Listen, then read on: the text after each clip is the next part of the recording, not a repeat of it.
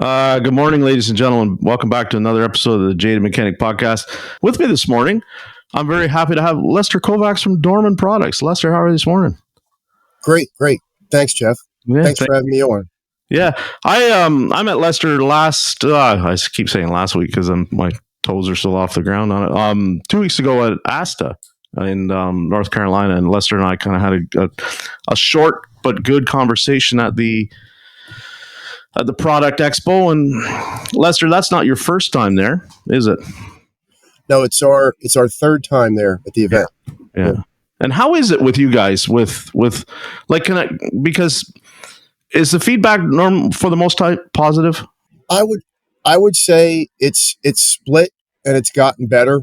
I would say roughly we get just as many people that will come up and say that would thank us for all of our different solutions. We get almost equal the amount that have had some frustrations or challenges with using some of our products. Yeah, right. And like, I know kind of behind the scenes, some of the people that you talk to on a pretty regular basis, some common friends of mine, that like, it's kind of key, I guess, right? If we get a part that doesn't work, you guys are very big on getting the feedback on what it actually doesn't do, because you're constantly trying to make that better, right? It's not kind of, can you delve into that a little bit for me?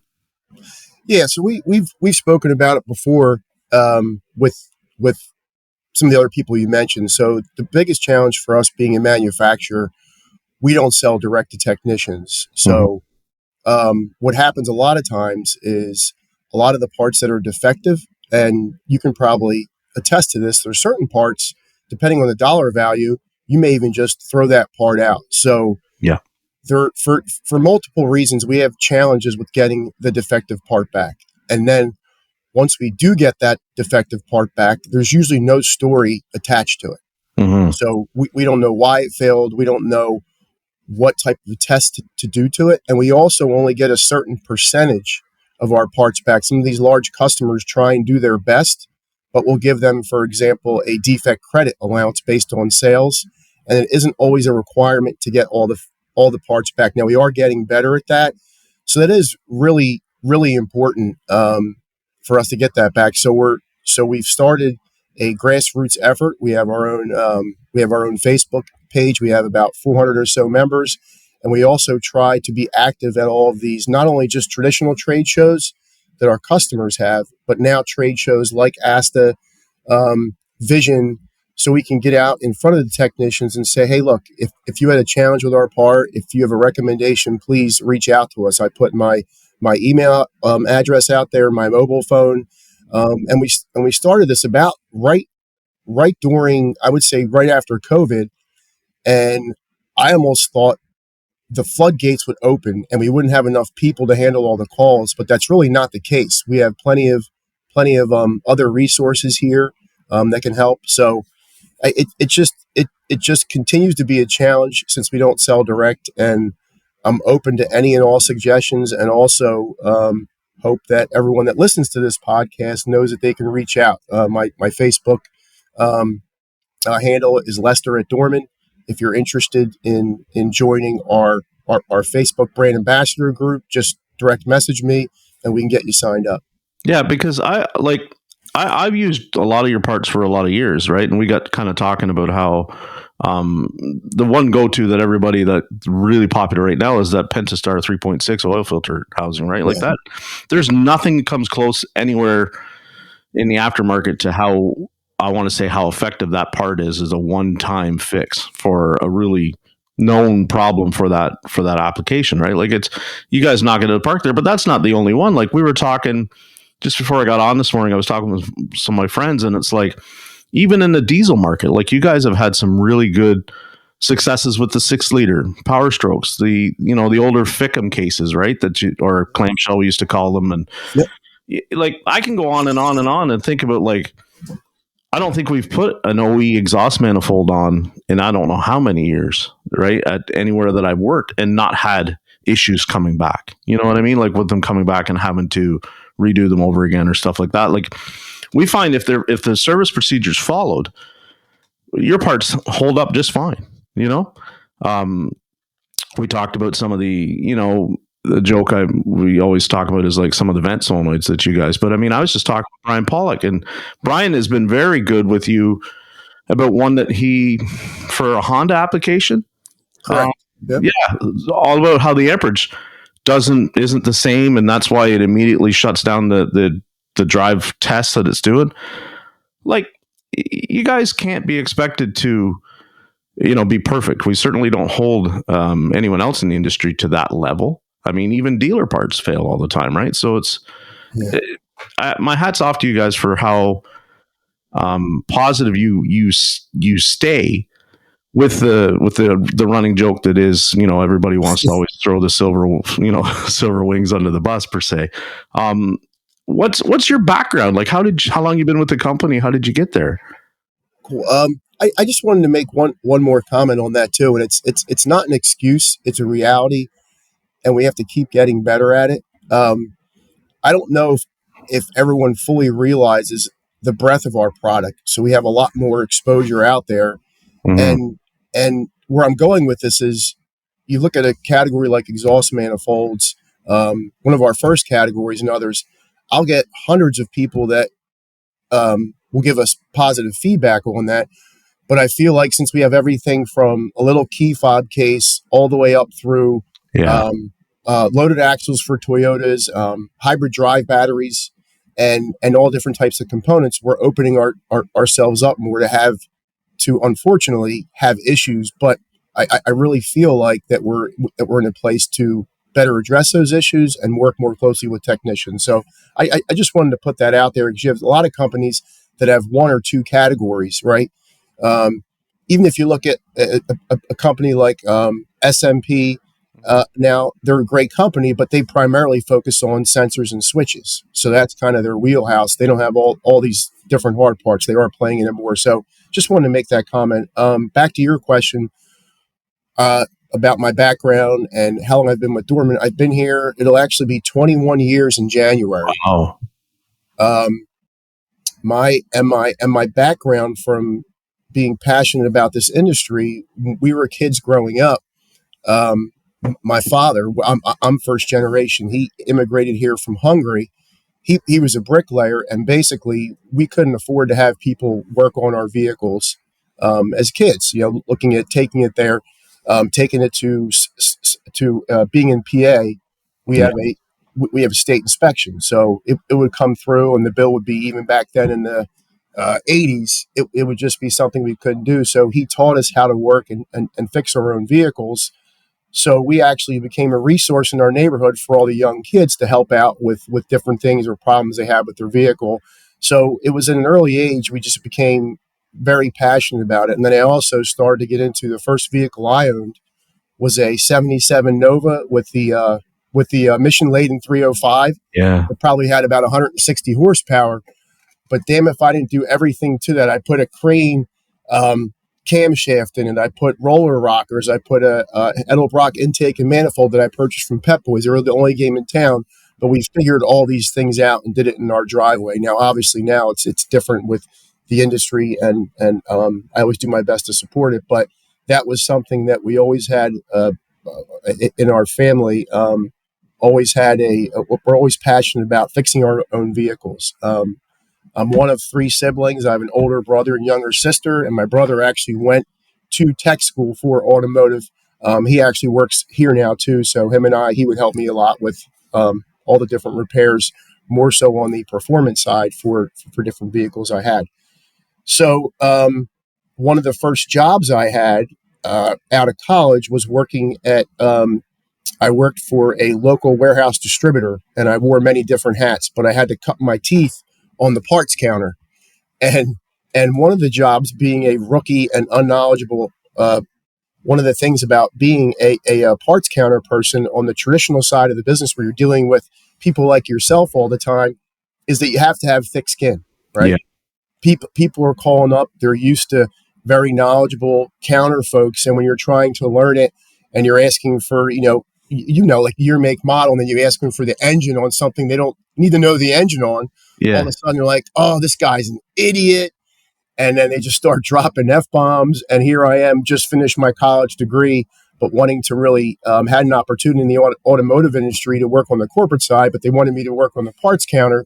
It was it was very interesting seeing that side of the business and learning how to look up parts, learning how they were dispatched. So that was my first job in the automotive industry. Actually, take a step back. My last year in high school, I worked at a Ford dealership and I detailed cars, and that's when I really knew that it was an industry that I wanted to be a part of. And then I subsequently was a parts counter person. And after I finished that training, I had various different roles at that warehouse distributor where I was involved in IT and also in purchasing. Took about a 2-year hiatus between 2002 and January 2004 is when I started with Dorman Products. And I was recommended by one of my friends that started at Dorman 2 years earlier, that worked with me at that warehouse distributor. And when I was first hired, the title was New Product Database Administrator, because I had a business degree, and my whole responsibility was developing relationships with different with technicians, with associations that represent technicians, also some OEM dealers, to understand where are those gaps in the industry where a technician has to go back to the dealer. Yeah. I remember one of the first categories I was really excited about, because the way we went to market was air door actuators. Nobody had air door actuators. Nobody had blend doors. Now you see Standard and all the other companies out there, engine management companies, have those types of products. So really, I was hired to find these ideas and then spread them out to the different teams within Dorman to then bring them to market. Fast forward to today, skipping a lot of the details, being at that time, I was a one-person team locally that developed those relationships. Now we have several people in strategic locations all over the U.S. that do the same exact thing out of their home office. Because what we realized, Jeff, was what's failing here, our corporate office is 40 miles outside of Philadelphia, isn't it's not the same failures and vehicle population in, say, the Midwest or the Rust Belt or out west. Out west, you'll see a lot more European applications, a lot more heat-related failures. Yeah. In the middle of the country, you'll see a lot more rust. And then here on the East Coast, you see kind of a mix. So today we have people out there doing that activity all the time. And one of the things, how I became this, I guess, spokesperson or individual for technicians to kind of bitch to about issues they're having, is because I learned really quickly, in order to get Jeff's ideas, in order for you to tell me, hey, Lester, we just had this is the third 3.6 that rolled in and the oil filter housing's leaking, we had to gain credibility and trust. And you did that by addressing issues they had. Early on, it was kind of like, when I was working with different mentors here, Dorman's a great company. It's a great culture. They would ask, man, Lester, do you think you're getting too much involved in some of these quality issues? And my response to that was, there's no such thing. And what I asked them for was the ability to have resources, because I can't hunt down every issue like the one Brian Pollock had. We're actually still in the process. He sent us the failed part back at looking into that. So they quickly learned that, they saw some of the results and said, hey, this has to be a key part of your role, even though your main role is to find ideas, to also make sure that the existing parts meet your expectations. So kind of a trying to make a short story long of how over 20 years, how it kind of evolved into a whole team, and that quality control's a big part of what we do. So you touched on some really cool things right there. And I think we forget that sometimes. Like, you guys can make a $10, like I said, key fob case, and maybe it's sold to a whole bunch of DIY contingents, right? Sold across the counter at the zone, and it has an issue with it. And all of a sudden, your whole name online is made into mud, because it's like, hey, don't buy a Dorman from anything because I bought this $10 part. That's so not fair. And you're exactly right. The people that show up at a parts counter to buy parts, um, we used to always say that the waitresses had the worst jobs in the world, right? But I mean, I would counter that with anybody that has to work at a parts counter can be just because you guys for so long were the first name that a lot of those stores sold, right? Dorman had an application for it. AutoZone, there's the part, it's in stock. The whole thing. You're selling. Let's be real. You're selling to sometimes people that don't even have the diag right. So your part goes on. It doesn't fix the car. All of a sudden, your name is mud. It goes to the dealership or to a shop. The shop fixes the real fault, the broken wire somewhere, or pin fitment, or just installs the part properly, and it starts to work. But your name's already, the damage is already done, I guess is what I'm trying to say. So I never put too much stock in that, the reputation that you guys, the company had through all the media chatter, right? It's, have I put in parts of you guys and had, a comeback? Sure. Yep. But not like, it's funny. I was just saying it before I got on. I had a vent solenoid I put on for a Nissan, and it came back 3 weeks later. Well, we warrantied it out, and it's not like that car has come back again with that same fault. You know what I mean? So we can always, in the evap component side, we can always remember that, like, I've seen the OE ones fail over and over again when the canister's coming apart and something's jamming up the valve. You know what I mean? Like, we immediately jump, oh, that's whatever, an aftermarket part. No, we're not fixing the whole system, right? That's the other thing, that the wrinkle that comes into this discussion a lot. Going back to, so when you're looking for fixes, do you guys track certain part numbers at a dealership that are getting replaced a lot? Is that how that goes, or is it more of a one-on-one? Are you talking to service managers, or? It's all the above, Jeff. We really have to, as it's pretty cool how it's evolved, but it's also become more challenging. Mm-hmm. Because when we first started doing this, there was so much low-hanging fruit. Now you have a lot of great competitors out there that are doing a lot of the same thing. So we're talking to service managers. We have dealership level technicians, and that's really important for us, because when you think about where these, like, I'll call them emerging technologies, right? Things that weren't on the vehicle until, let's say, if I went back in the time machine in 2020, looking or even a little bit further, when active grille shutters became popular. Mm-hmm. There was nobody that had those available, but being able to understand and talk to dealer technicians to see what's failing. So to answer your question, it's not just a one size fits all. We will talk with the service writers. We will talk with their parts counter people, and we will also try our best to talk to the technicians.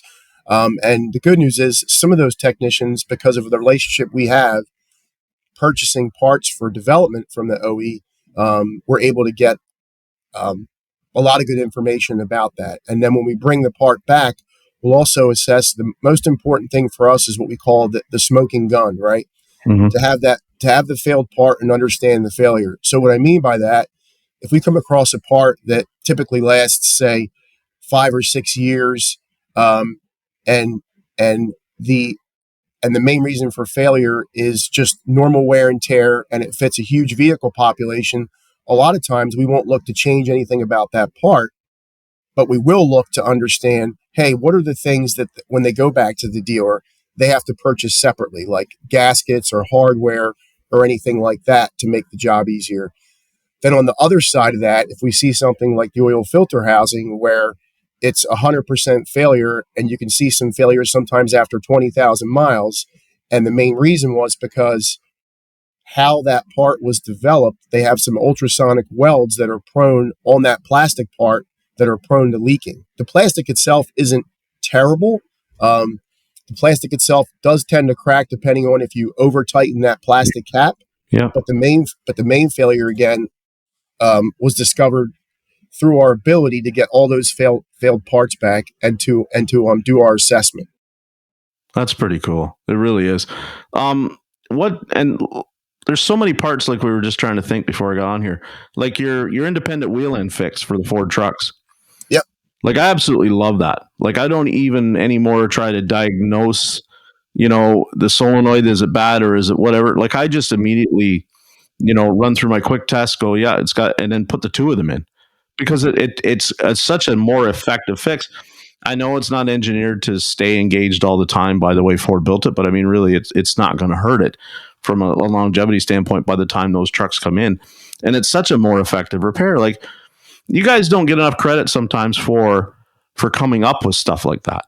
You know what I mean? Like I can remember when those trucks first came out, it made a god awful noise, and it was like it wasn't super common right away. So you were waiting 3 to 4 days to get the part to come in, and then you would do one side, and then the next side would go 3 months later, 4 months later. The vent, the solenoids were always messed up. It's just a terrible, terrible design, and you guys fix it very, very effectively. Rather inexpensive compared to the time frame of going through checking all the other stuff. Like you don't get enough credit for that. I think it's really cool. When I think back to the Honda gas door and hood release cables. And like if anybody's ever had to do one of those cables for the gas door, it was a pain. Like there's a lot of panels that had to come, and you guys fix it with like a $20 part. That's so. I remember doing one of those like 12 years ago, and my boss had ordered the cable from the dealer, and it took 3 days to get in, and he hands it over to his technician to go put it in, and I just didn't know what was going on. And all of a sudden, I'm like, there's a fix for that for Dorman, eh? And by now, we've already sold the job at a rather, a hefty price. And he's like, why did I not know about that before? I'm like, your parts counter person should be a lot more on the ball, Yeah. You just said so much there to unpack as far as like, but honestly, like challenges that we still have today, we could go to it, and it's really what we just say, awareness.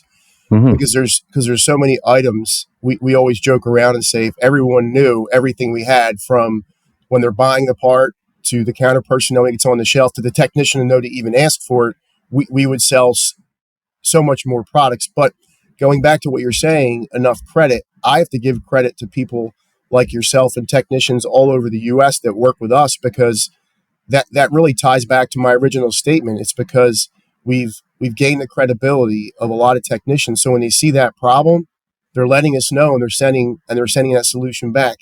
And I mean, I think some people underestimate how smart technicians at your level are. Some of them will even hand us the idea, hey, if you just sold us this end to fix, I wouldn't have to fish. I wouldn't have to dig this whole cable out to replace it.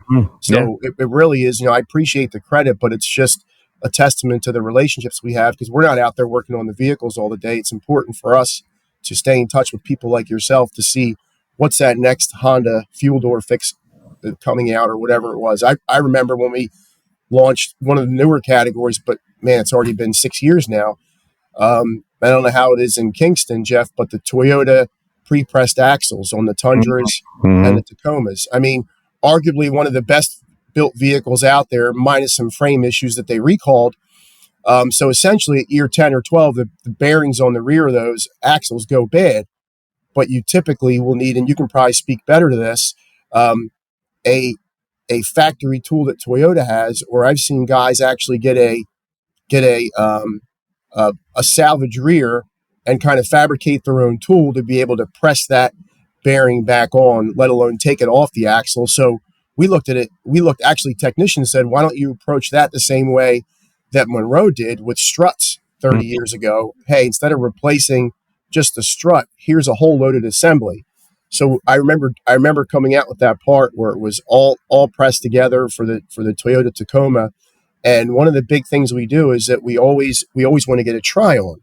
So even after the part is done and we approve it from a material standpoint, from a measurement standpoint, we want to get it on the vehicle. So we brought it up to our local Toyota dealer, and the technician's jaw almost dropped. And we're on the East Coast, so we do get some rust. He's like, I just spent 3 hours fighting with one of these last week, versus having this whole entire assembly. So again, it's just really listening to technicians and having a really good engineering team that when we present them with the failure mode, if we don't always have the solution, they'll have ideas like that. For example, that IWE, they were like, hey, the main thing failing on this is the vacuum actuation portion. Yeah. Other makes and models just have that wheel locked to the axle all the time, and then there's only one connecting point by the transfer case. So we did a lot of testing. There was no drag. There was no fuel economy issues. So we came out with that where, hey, let's just eliminate that component that fails. But that's a part that needs more awareness, Jeff. I mean, you're probably the 1% as far as it does that research. I can guarantee you, if you and I walked into 10 good shops, maybe 2 or 3 would know about that solution. Yeah. So that's why it's a lot to unpack. That's a continual thing for us, to try to get that message out there when we do have those types of products. And see, for me in my neck of the woods, you don't see a lot of Toyota trucks, but you see a lot of Ford trucks, right? So your axle thing is, because I've had to do similar. There's used to be similar fixes for that on the back of the older Jeep Liberties, and the Grand Cherokees. The bearing was the same design, and we hated it because it was like, was it a labor intensive job? Like, did you get some hours of labor sold? Sure, but you did a lot of labor for essentially a $30 part. Right. Yeah. Whereas you guys, if it's like all of a sudden you sell something that's like a little bit higher on the parts side, but the technician can turn it around inside of 2 hours, that's a win for us. 2 hours versus 4 hours. Any technician all day long, regardless of what they say, want to do 1 to 2 hours, 3 hours on a car at a time and get the next car in. That's what we want to do. From a business standpoint, that's what we want to do. So when you come up with a parts fix like that, that almost winds up being in the worst case scenario, the same price as traditionally, but less labor or even less expensive. It's such a win, man. Like, we can get that. It's such an easy sell to our customer. As long as the part holds up, we can stand behind it. It's a win-win. I love it. You know, the IWE, I can't think of one that I've put in and had it come back yet. Not one. You know, like, that's saying something for, and from a standpoint, it's a pretty simple part. You know what I mean? There's not a whole lot going on there, not like some of the electrical stuff. But I mean, when you look at some of the electrical stuff, you guys, it's like, it's not perfect, but nobody's is. You know, like, I've put in lots of other people's ignition coils and had them only last a week. You know, it's not this idea that we keep coming after certain companies in this industry for certain things drives me crazy. Because you guys does Dorman build some parts for the OEs? There are some parts that we do for the OEs. It's very limited. It's what they call kind of end of life parts. Okay. And we try to keep it separate. We don't want to like have channel conflicts. Mm-hmm. But there are some parts. We have some individuals that look at, so say for example, Ford, GM, Chrysler has a vehicle that's say around 10 years old, and that tier 1 supplier, the amount of replacement parts that they contracted with, they've run out. Yeah. So the cost for them, these tier 1 suppliers need large amounts to retool it up. But now at this point in the game, they don't need as many. So they'll look to suppliers like us and also other aftermarket suppliers. And it's really helped us step up our game. We've taken a lot of learnings on, they're very stringent on the quality side, as they should be, and apply that to the aftermarket side as well. Yeah. Yeah. It kind of break down for me. You talked a little bit about we talked about the Ford Focus transmissions, that automatic thing. You guys come up with a fix for that, right? Or is it? We have. Yeah. Yep. Can you break down that for us? Because there's a lot of people. We're starting to see those cars get into their kind of end of life phase up here, right. And there's still a lot of them that people maybe just last month put a bunch of money into, and then now that training starts to do. What's your fix for that? So anything, one of the things I get really excited about is anything, and just to be clear, Jeff, we're talking about the transmission control module, correct? Yeah. On the Focus and Fiesta. Just wanted to make sure. Sorry, coffee hasn't fully kicked in yet.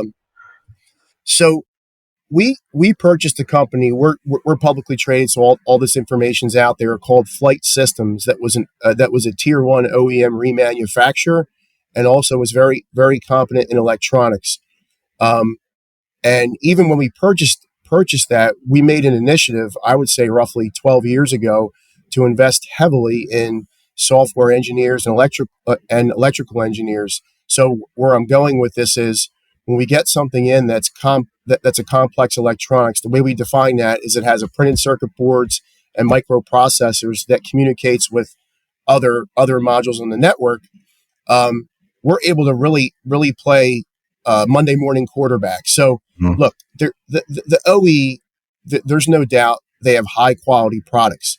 But when you think about anything electronic, who do you know that has a 10 or 12-year-old cell phone? There aren't many people. No one. And where I'm going with that is that we have the luxury to, let's say, for example, if when we were remanufacturing that unit, we noticed different things on the printed circuit board with the solder joints, some of the microcontrollers they were using, areas that were failing on it, and we're able to do that not only to that TCM but other modules that we're developing and also remanufacturing. So Mhm. we're able to go through that process to not only do any improvements that the OEM manufacturer might have done, but anything that we're seeing when we get, say, 50 or 100 different cores back, cracking them open and seeing what's failing.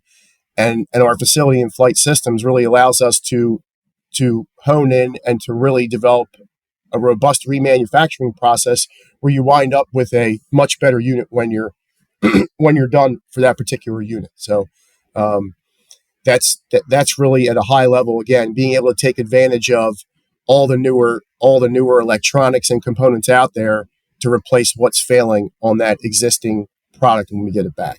Yeah. What I guess could I say? Wow, that's a good. What's the biggest, most successful line within Dorman? So I would say it's, biggest, most successful.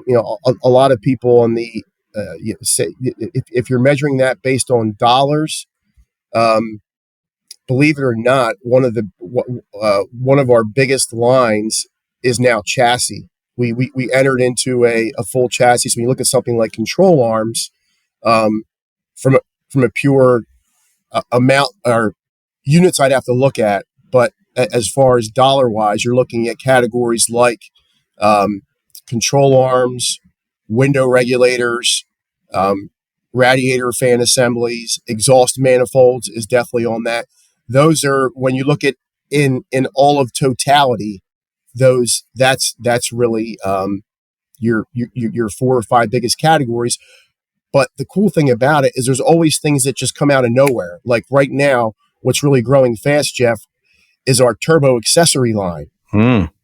which is it's pretty much, it's doing really well because I think it's something like 60% of all the vehicles manufactured either, if they don't either have some form of GDI or turbo for that fuel economy and performance.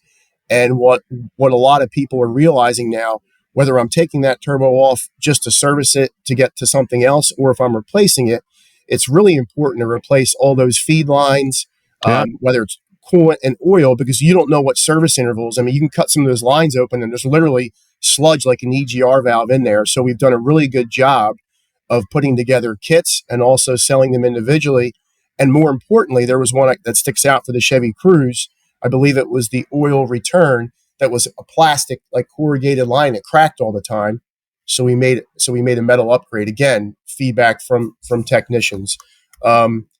So yeah, as far as like any one particular part, I remember for a short period of time, not short period, but for back in the day, one of our best single selling SKUs was the old GM38 intake manifold Hmm. for the Yes. GM, where we improved around the where the PCV valve was failing. We made some improvements around there inside.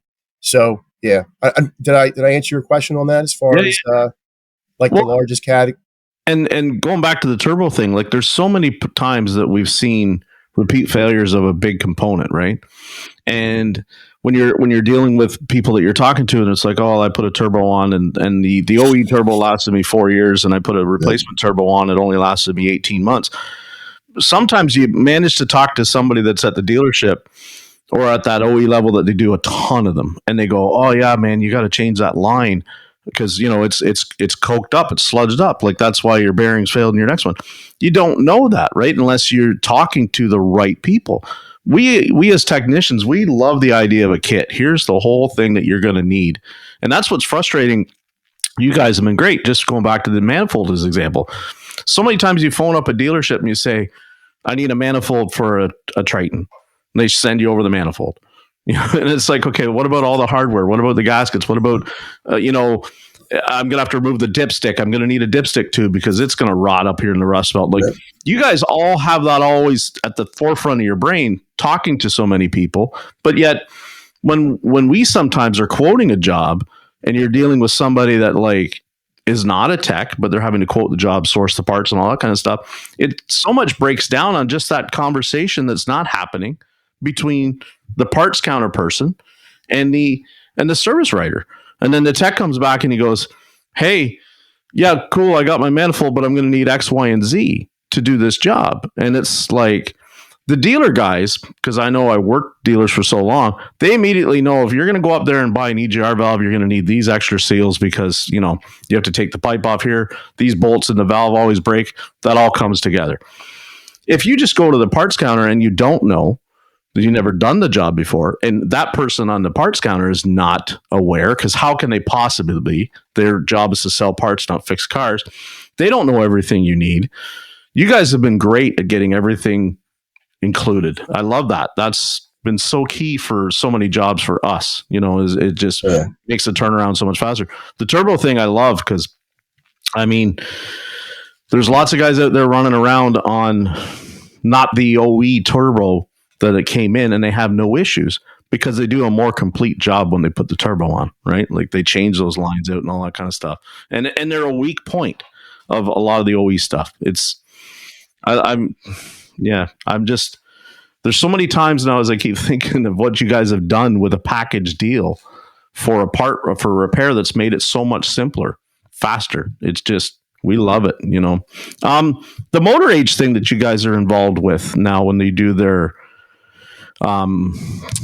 lunchtime kind of webinars, that's been very cool, very successful.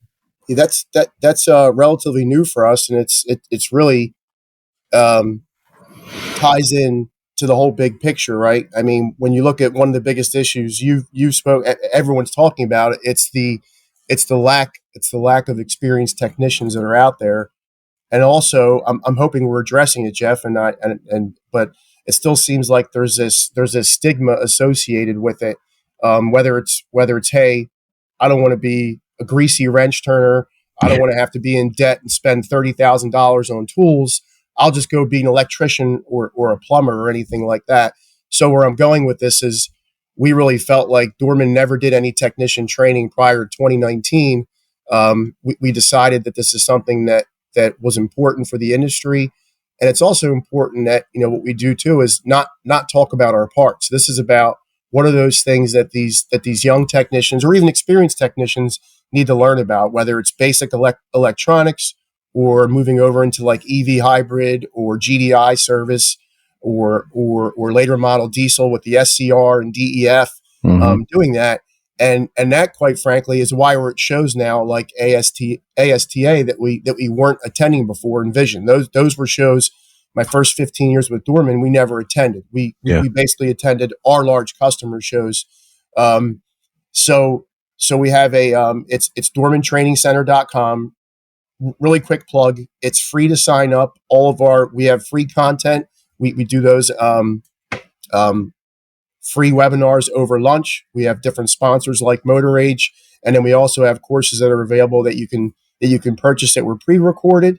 And then we also work with our customers in different geographic locations. But the one thing really cool about our program too is that, Jeff, if you called me up, we would work with you. Whether if you were an MSO or you had 3 other shops that said, hey, we'd like to have G or Kenny or Pete come out and train, we'll actually do custom stuff like that. We did that for a gentleman we met in Florida, where afterwards our training manager set it up and it went really well. So I wasn't even aware that you guys were doing that. I think that's awesome. The training thing is so, like, it's frustrating as it is, excuse me, because it's better than it was 10 years ago, right? When I first started to actually get involved in the industry just on a talking platform. it's so much better than it was, but we still have so far to go, because it's like, and you see all the time shop owners talking about, well, my techs don't know how to do this and my techs don't know how to do that. And okay, yes, some techs do need to spend more time training, no doubt about it. And that not necessarily like training on the job. If you want, I've said it before, it's unfortunate, but if you want to be that top tier technician, the unicorns, you're going to have to put a lot of your own personal time in unpaid. It's going to be an investment for yourself. It's not going to be an investment for, and I keep telling everybody, listen, once you learn it, they can't take it away from you. You take it to wherever you want to go. It becomes your portfolio. It becomes what you can do, what you understand goes so far beyond your resume. So when you're actually in the bay and they go, wow, he or she's got a very, very, developed knowledge of this particular system or how to do this or how to do that. If you put that into yourself because you spent the time unpaid, that's the reward for it. Is it commands you, more respect. It commands you better pay. We all have to train more. I love the fact that you're seeing the companies reach out there and make it more available. And that's been the beauty of it. For more and more training is coming out every month on the social media platforms that technicians can access now, that I never had 10 years ago. Like YouTube, I say it all the time, right? YouTube has been my training platform. Even now I get to go to, CTI and Napa training a lot. And, through this podcast, I've been able to go to ASTA and, I'll go to SEMA and Apex and all that jazz. Lots of opportunities, but like YouTube is still my go-to. It has been phenomenal for development of and growth of so many technicians that I know. I get people reaching out to me all the time that it's like, Scanner Danner changed my, career trajectory. If I'd have never heard you talk about him, I wouldn't be, signed up and learning what I do. It's pretty cool when somebody says to you, Paul and I talk about this a lot, how somebody can show you the numbers on their paycheck that have improved just because of some training that was put out there for free by somebody. It's incredible. You don't get more. It's hard to change the industry any more than that right there at the grassroots level of what somebody's actually getting paid. I think it's killer. And you guys have aligned yourself with some really good people with a good reputation that have done it. So where do you see a lot of do you get a lot of parts that come back that are labeled, bad, that when you run through and test them, there's nothing wrong with them? Yes. And I would say that there's two caveats there, and you kind of hit on it. Because of who we sell to, there are a lot of DIYs out there. Even looking at that Ford TCM, that isn't a DIY item, but if you're not knowledgeable about that transmission, it's just, and if you misdiagnose it, it's just as much of an issue with the transmission itself as it is that TCM could be the issue. Excuse me, sorry. So there's also a lot of buckets. One of them is where we copy the OEM's part.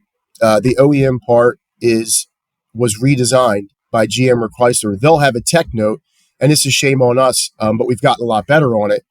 We won't copy the same tech note. Technician will take the old part off the vehicle. One I remember is like the Caravan window regulator. Yeah. They did a redesign on it failing. And we had all these parts sent back because there was a lot of technicians out there. And even me being more of a backyard technician, if I get a part that looks a lot different, it's like, hey, I'm just going to go to the dealer or try something else because the part doesn't look the same. So we've done a much better job on our website by part number. Down lower, if you scroll, there's a tech note at the bottom that will address any of those changes. And then the other thing that we tend to do sometimes, if we don't have the whole story with the failure, we will bench test parts. And look, quite frankly, sometimes a bench test won't fully allow us to see what the failure is, but not having the whole story, it's tough for us to make the effort to go put it on a vehicle and do some further investigation. Yeah. Versus when someone like Brian sends us all the feedback. And one more note on that we can do, The other campaign that we're also strong about, unfortunately, is check the box. I'm hoping it's more done by accident, but there's a decent amount of defects we get, Jeff, that are someone else's part, or somebody puts the old part in the box. And Yeah. look, we could argue how that happens, but we really want to get, whether it's the drivers picking the parts up, just to subtly take a look and say, hey, you might have put the wrong part in the box, because unfortunately that does happen as well too. I think what happens in that, and people that listen to me, I have a love hate with the DIY segment, but I think what a lot of them do is it's like that's their way of trying it to see if their diag is correct or not without spending any money. And it really irks me when they do that kind of stuff, because it just drives up the cost for everybody else, right? Because we get it. We've bought in parts from our local part supplier, and you get the box and it's like been opened before. That's frustrating. You want to hope that it's like, okay, so, it went to another shop, they put it in, it didn't fix it, they took it back out. And I'm by no means am I defending that as a method. I think it sucks. But the worst case is like you said, you get a part back in the box and it's not even, it's an old broken OE window regulator that is nowhere, isn't the rebuilt or the rebranded or whatever, isn't the part that you're supposed to get. You're getting a piece of junk in a box. That's frustrating. And everybody's like, well, the part stores have got to do this and the part stores have got to do that. And they've got enough on their plate right now. There's so much going on. If people would just stop trying shit and instead actually start working on fixing stuff, it would go a lot better for everybody involved. But that's a whole other separate rant, Yeah. The tech tip thing, like you're talking about, when I was at the dealer, that was key. Like there was so many things that we dealer techs had to our advantage, because we literally knew that the kind of build date changes that they made and stuff like that was key. And yet we get into the aftermarket and you guys don't know that, or till somebody fills you in on it. And you're like, oh yeah, after this month of this year, the window regulator was built different completely. And it won't fit into this other panel. Like you're like, well, this thing doesn't even fit. They don't have the right part. You didn't buy the right part, bro. Like, I mean, I hate to say it, but you didn't. It's just, there's so much to know, Lester. Like it's daunting if you think about it, really. Like, what we all need to I think we all need to just slow down sometimes and spend a few more minutes actually looking at the job that we're trying to do, what the end goal is. And then you can kind of you can look at it and go, okay, I'm going to need this part as well, and then whatever. What is my question was going to be? Not so much feedback, but where are you guys going forward? Where are you seeing opportunities for Dorman? Yeah. So I don't know how many people realize this, but we're really trying to be aggressive on growing the business outside of light duty as well. So we purchased Dayton recently over the last several years as a full portfolio of heavy duty truck parts for your Class 8 vehicles, and then adopting that same philosophy, working closely with fleets and fleet managers to understand, which I love, because now you have a guy or gal that can tell you or point you in the direction of a tech that knows everything that breaks on that vehicle. Because we all know how people that use fleet vehicles treat them. Oh. And now they own 100 of the same vehicles. So they can say every one of these damn Ford Transits or whatever the vehicle is, if it's the Freightliner, Cascadia, these break all the time. So heavy duty is big. And then the other one, unless you research us online, is we also acquired about 2-3 years ago Super ATV. Okay. And we really bought some of our philosophy there, where primarily Super ATV was performance, right? You buy this UTV or ATV, especially over COVID, and people want to upgrade the suspension, lift it, put different types of accessories on it. We love that, and are still doing that. But now we're trying to apply hey, how can we do more of a break fix model, right? Things are going to break on here.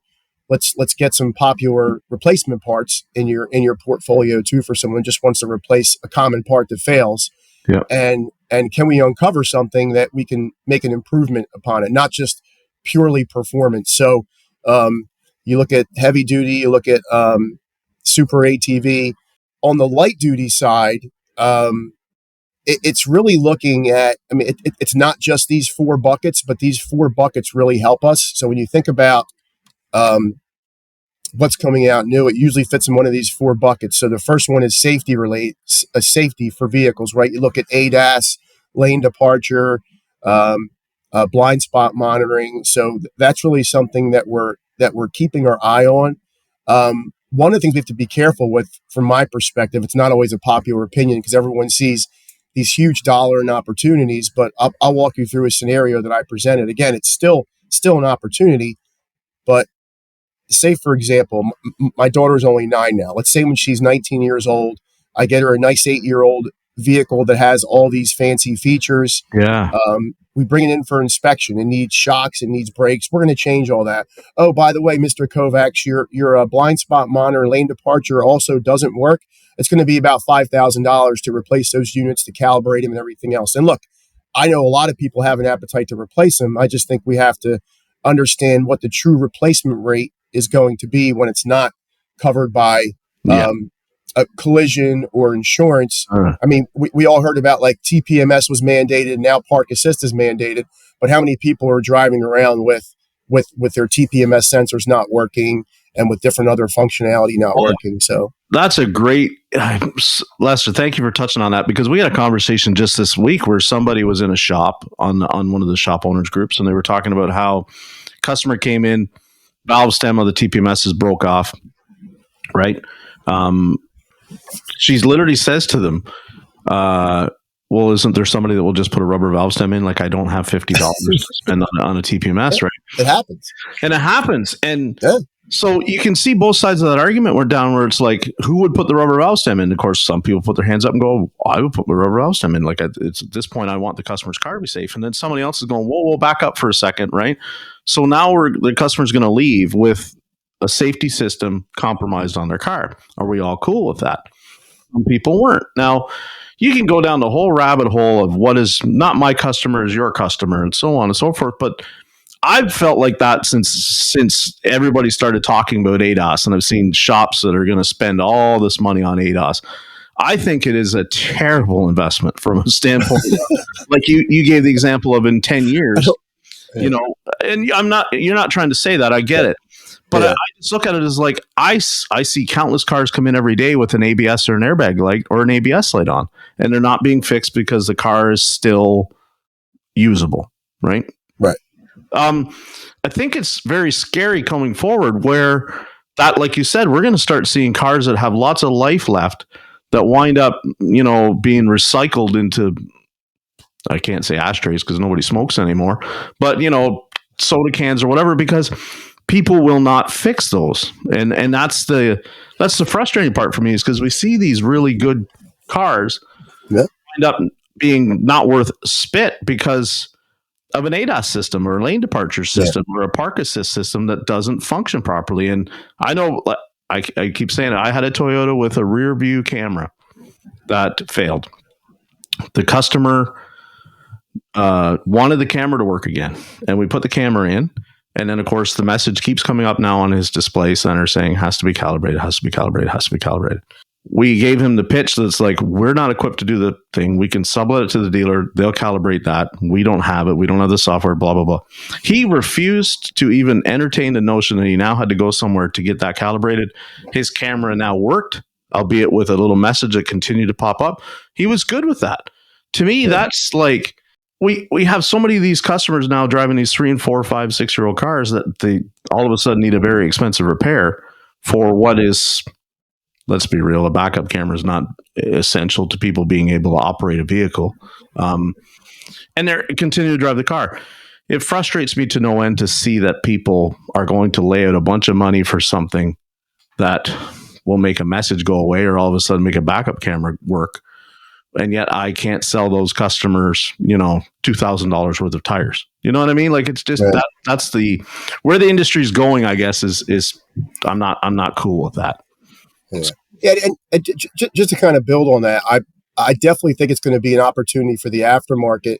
I just think that manufacturers have to look at it differently. It's not like an exhaust manifold or intake that fails, the vehicle's not going to run. This is something where I really feel like it's going to be based on a lot of things, right? Like another example to the opposite of what we just spoke about, we had a I had one of the shops call me for an idea on an Explorer. I forget what part of the system it was for ADAS, but the vehicle owner, probably a little bit more well off, just was annoyed by the fact that they had the light on the dash. Sure. Yeah.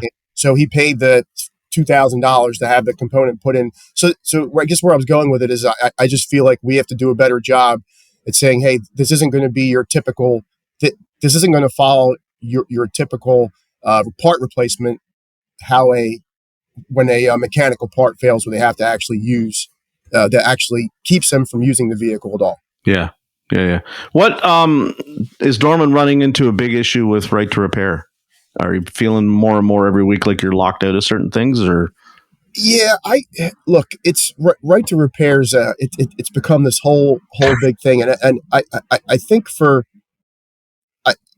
I think for us as manufacturers on the development side, we just want to be able to offer modules to the aftermarket new, because, and with how complex you can speak to it more detailed, I can speak to it high level, but if we don't have a partnership with them to understand some more of the software encryption, the architecture, we're just in the blind with developing parts, doing our own data logging, trying to pull features and benefits, latent features out when you're doing something completely new. So if everyone's okay with being blocked out, I'm really not, then that's a different conversation. But one of the examples we give is over-the-air updates. Let's say if Dorman develops any module for a vehicle that works on that particular vehicle, but it's not the same as the OE spec because the software we write would be different. We can't copy their software. If they send something down over the air, it could render or send something, or that car or that vehicle would not function properly now. So it's just a different way of looking at it. Because we look at when right to repair started, and I do think a lot of the OEs do a good job from your side, a decent job. What I mean by that is it was all about allowing you to use aftermarket parts. You look at Magnus and Moss and giving you all the tools and information that you need to be able to fix the vehicles. From your end, the biggest challenge that I see from talking to people like yourself is just the speed at which you can do it versus the dealer, and then the updatedness, for lack of a better term, of the data you're seeing versus somebody that's working in the dealership that can go right over to a computer, type it up, and do the programming. So looking at the two different sides of it, I would just say being more of a partner with the dealer for manufacturers to develop these complex parts, so they will work. And then on the technician side, I do think they've done a much better job at trying to get you guys all the information you need. But I still think there's a speed and the level of detail that they're providing to you. And maybe I could be wrong, just from talking to different technicians. No, I told the story on here. We did an RF hub in a Dodge Ram. It actually, the truck went to the dealer first for diag, and because the customer was convinced it was a battery issue. Of course, it wasn't a battery issue because the battery was only a year old. But he had gone there thinking that his year-old battery from the dealer was defective because it wouldn't crank the truck. And of course, so it ended up being the rear window leaks water right onto the RF hub. It's a brilliant design. And so he, of course, because he's our type of customer for our shop, once he determined that the dealer wasn't going to help him with any kind of warranty on his battery, it kind of said, it's not your battery.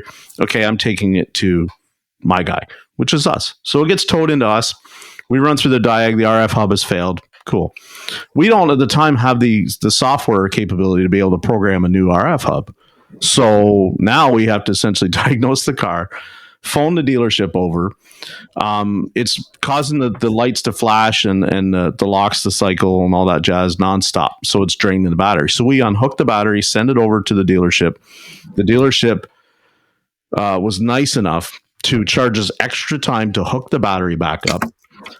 We'd already installed the hub, so we had the hub sent over to us, install it because we have the seats out of the truck, and then and program. So I've been at the dealer. What would be an hour job for them, they billed us an extra half an hour because the battery was disconnected, which I'm not here to argue, whatever. I just need the truck back. When we get it back, it's programmed, and we still have to tighten the battery cable. Now people are like, well, whoop-de-doo. to liken what you were talking about, in the dealership, that's an hour process, a new RF hub, right? For us, it's an all-day thing of having to go back and forth and all that jazz. And they're like, well, yes, you can sign onto the software. And I can. But I still have to get the part call over.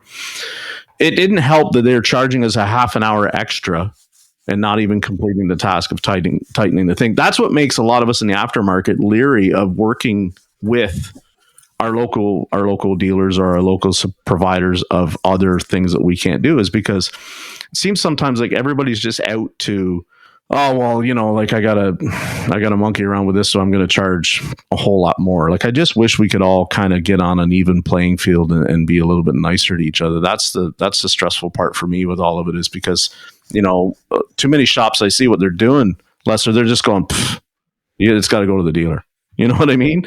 And that's frustrating, because it's like the dealer will do everything we do on the car at the independent shop, and probably for a very competitive price. If we keep telling the customer, I can't, right, there's no reason for them to come to us, right? And it sucks. Yeah. So it's the same kind of philosophy. What you just articulated, and it was great the whole day. I mean, there's just there's a myriad of issues, right? Like, what do you now charge the customer? You tied up a text time and someone drive for all day for a 1 hour job. How can you hold hands better with the dealer to make that process? Hey, we're all in this together. Because I don't know if you've been out to ETI yet, but there really are some good people at the dealers that come out there and say, look, we know we can't service all these vehicles. We need independent service centers. So to that point, and to your scenario, how do we keep that RF hub from taking you 9 hours back and forth? Yes, you can log on to the software, whatever it is. If I don't know if you need auto auth for that or whatever, different tool and everything else, but it's just to make it easier for the customer. Because then, to your point, and to me, it's directly tied to what manufacturers like Dorman's trying to do. Because now, if all these modules become dealer only, and there is more things involved with programming them, now you're going to have to start sending them back to the dealer more often in those cases. Because like you said, people don't want to do what you did for customer satisfaction and spend a full day and tying up a technician to do that job. I do have to ask you, though, because just in the spirit of my role, what year was that? Because I hopefully the team's working on it, but there's so many things what year was that ran? I want to say 19, Lester, somewhere around there, like old enough to be out of warranty anyway. So probably in 1918, something around there. The RF hub, the rear window glass, especially. So if the Ram, if it's got a sliding rear window glass, they're really prone to leak water down the back wall. And the back wall, in all their infinite wisdom, is right underneath that window is where they decide to put the RF hub, right? Radio frequency up. Perfect. And they put it there because, the RF hub is not just doing security, right? It's doing TPMS in and out. It's doing RKE in and out, right? So it's got to be in a kind of central location. Cool, right? Not under the dash like we're used to them having them. That's where they used to be.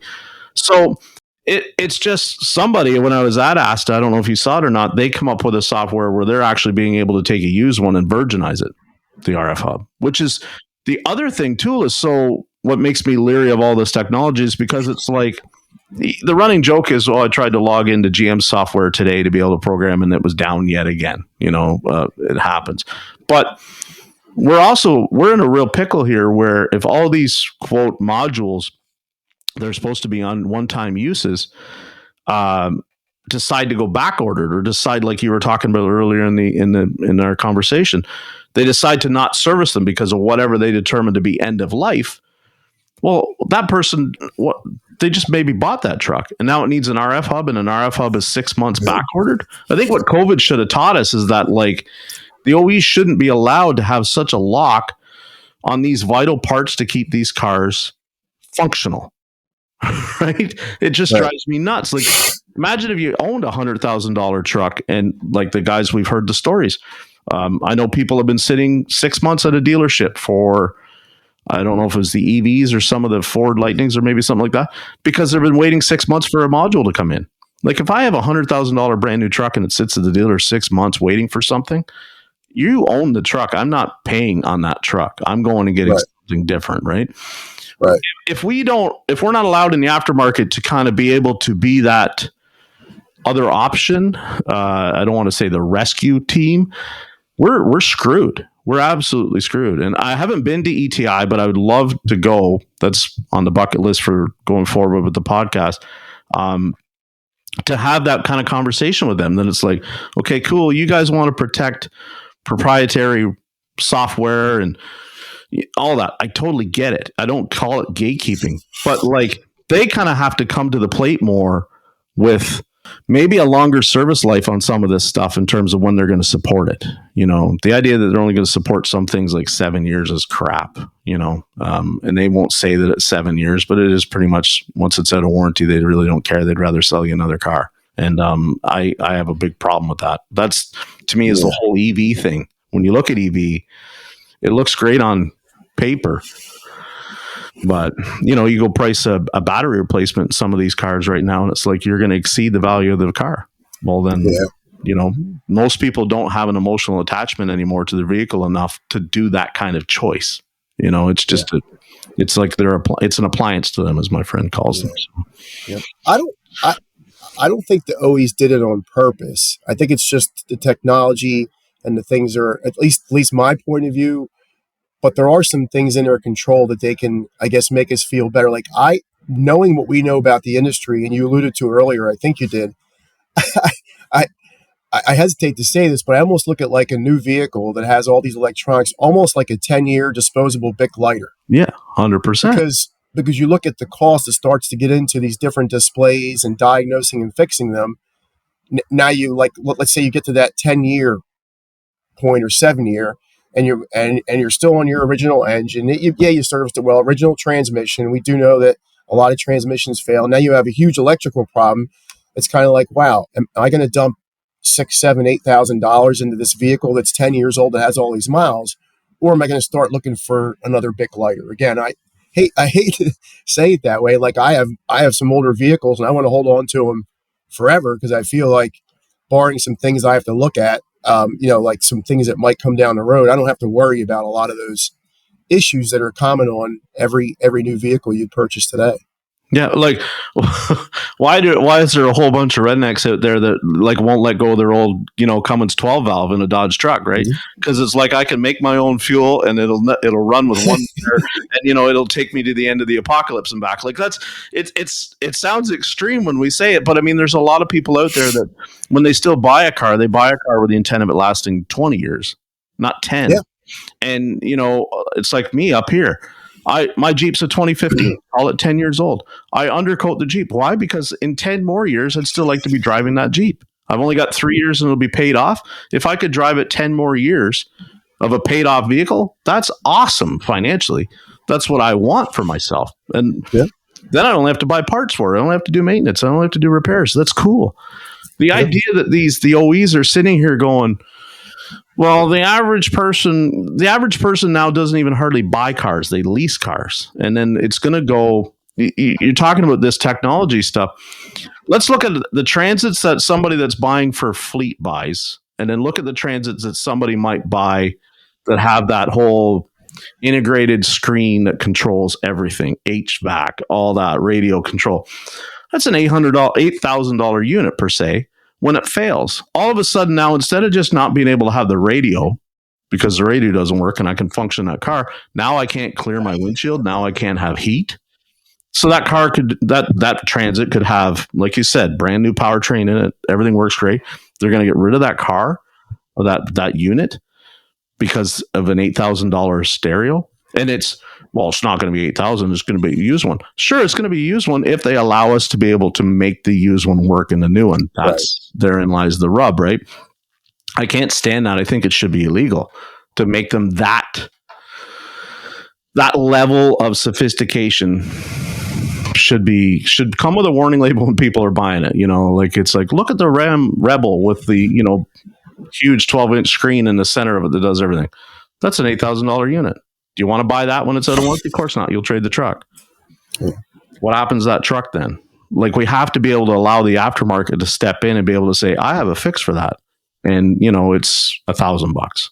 That's what we should be allowed to do. And I think right to repair is not dancing around the topic, but they're they're playing their cards very close to their chest. And I think there's some scenarios that when we get in there and we talk about, I want to be able to do this and I want to be able to do that, we don't think of the long game, which is, I want my customer in 7 years to be able to do this and not have to spend $8,000.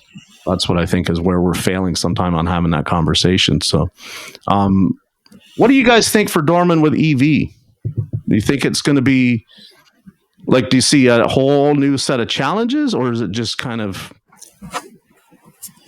going forward going to be the same? EV has become a really hot topic here with leadership and also our company's leadership. I mean, you look at like Wall Street, they want to know that everyone's going to be ready for it. But when I look at and the way that we set up our focus groups, EV, Tesla, not just Tesla, but Tesla's a main focal point for us. So we're lucky enough to partner with a lot of handful of ex-Tesla technicians. Right on. And when you look at the things that are really failing on them, Jeff, there are things that the aftermarket already makes. Like your biggest failures are tires, right? Because the extra weight. Suspension components. We have over 100 different components for various EV. We even have some improved parts where Tesla has a 2-piece part that's half composite for a control arm and half metal, where we've made it out of metal.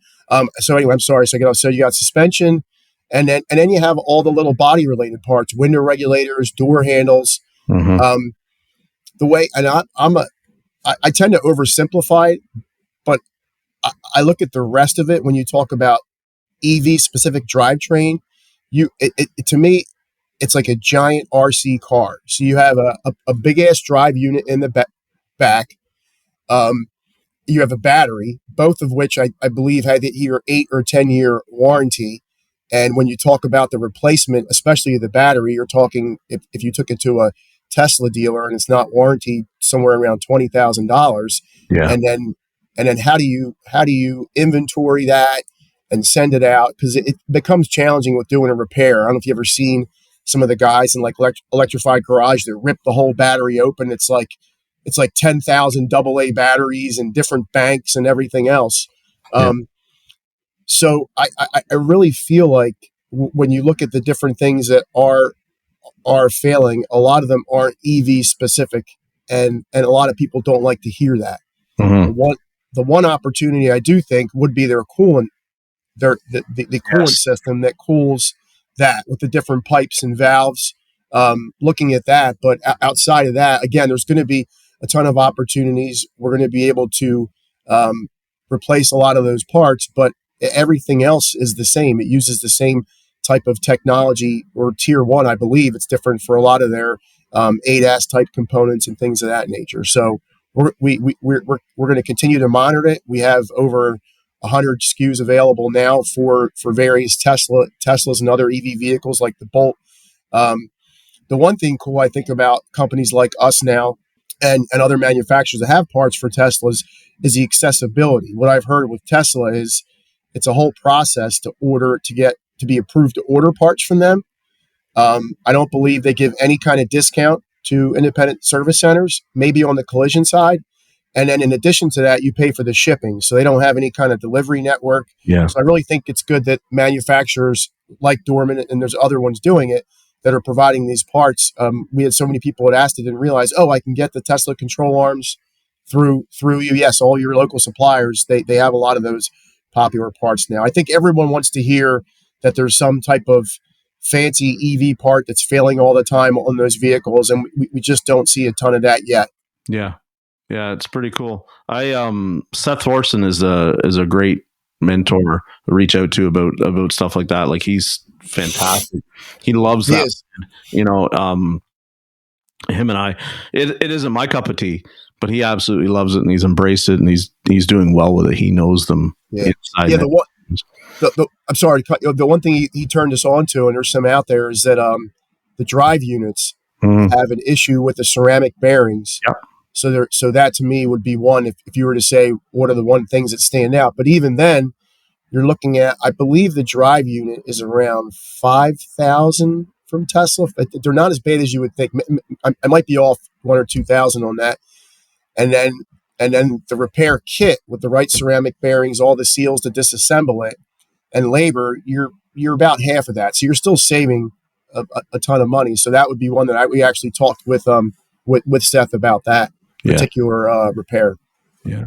Well, I don't want to keep you all day here. We could talk all day, but I mean, I know you got things to do and it's Saturday. I just want to thank you for coming on. Really, this was cool to have this conversation because, you know, the name has such a there's so much opinion attached to the Dorman name, right? And I just kind of wanted to bring you on and share with the people how involved you are on the behind the scenes of trying to do better. And that's what, you know, for being the biggest player and having all that negativity. I can't think of another parts company that's doing what you guys are doing to try and constantly every day improve the product and improve, you know, how you network with us. And I just have to thank you for that. I know you're not the only one. It's a team, obviously, but I mean, I just want to thank you guys. And it was cool to meet you at ASTA and have that little quick conversation. And you'll be at Apex and SEMA or? Yep. Yeah. So I'll see you there. And I mean, we'll definitely hang out and have a good time. Because I mean, I think it's, you know, going forward, all the negative talk about this brand and that brand and this and that and the other thing, it's like we all need to at some point just shut up. And if we're not going to actually do anything to make the problem better, then just shut up. You know, if we can't give the part back to you guys and tell you why it failed or what's it doing, like we started at the beginning of this, we might as well not even say anything, because it's like, it's not that you guys don't want to. You genuinely want to, but that's what I want people that are listening to this to take away from it. If you get a Dorman part and you have an issue with it, reach out to Lester and the team and tell him why. Tell him what it did, and he'll do amazing things to help you guys out to make it better. You don't even know. You know, I've heard so many good stories what you guys have done for people when they are stuck, that it's like, there's no other company out there doing that. And that's my point. So, you know, all the hate needs to go away. You know, at some point people have got to put up or shut up, and, you know, Lester will meet you more than halfway to try and solve your problem, is what I'm trying to say. So thanks, Jeff. I really do appreciate it. Just, and it's been a great journey. You know, starting off, I believe we probably weren't the best. We weren't as accessible. But I can tell you the majority of people that I do meet for the first time that have had that issue, that didn't get a response, whether it was through various channels, you know, everyone's busy, is that I'm really just really thankful for all the people that are willing to take the time to now work with us, because of people like yourself taking the time to have me on, Lucas and others, to be able to just put ourselves out there. So thank you. Really appreciate it. I thank you for being here, man. It's been a blast, and like I said, I look forward to seeing it at SEMA and Apex, and we'll continue the conversation. So, everybody, thanks for listening, and we'll talk to you all soon. Take care. Thanks, Jeff.